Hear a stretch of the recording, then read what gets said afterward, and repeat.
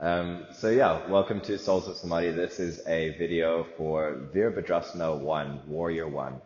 So there's 3 warriors poses that make up Virabhadrasana 1, 2, and 3. This is the first one, called Warrior 1.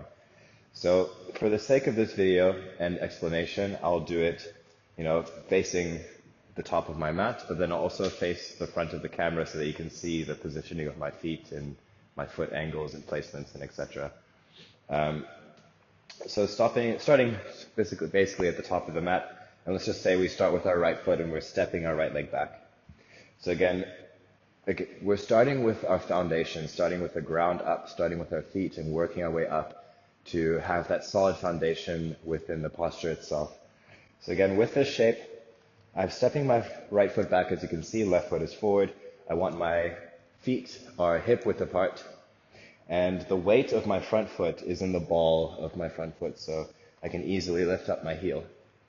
And then my left knee is stacked on top of my ankle. My back foot is placed at a 45-degree angle. So I see a lot of people in Warrior 1, they have their stance like this, and then their arms go up and they try to square their hips to the front of the mat.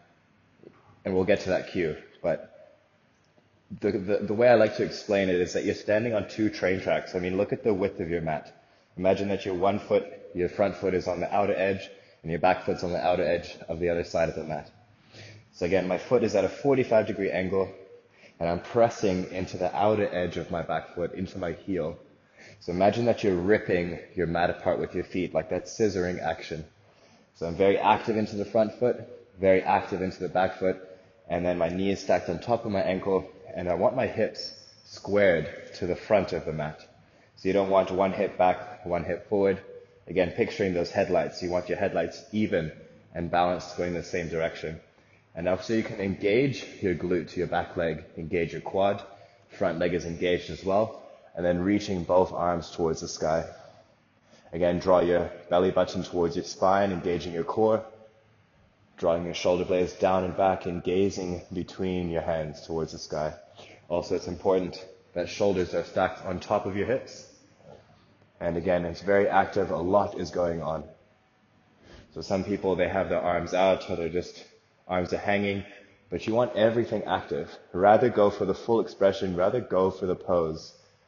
And, when you think about calisthenics, form over weight or form over repetitions, rather get the proper form, then worry about how many you can do or how long you can hold it. So find that shape, full expression of it, both arms towards the sky. This is Warrior 1, Virabhadrasana 1. Right, and then from the front angle, so you can see how it looks with the feet position. So again, I've got my front foot forward, my left foot is forward, right foot back, and feet are hip width apart. So it's a long stance. Shorter than Warrior 2 though, however. So it's a shorter, wider stance. Feet are shoulder width apart or hip width apart and standing on the 2 train tracks. My hips are squared to the front of the mat, pressing into the front foot, pressing into the outer edge of the back foot, and then reaching both arms towards the sky. So again, this is Warrior 1. Reaching both arms up, engaging my core, engaging into my right glute, my back foot. Awesome. Great. So that is Warrior 1, Virabhadrasana 1. Again, there are different variations of it.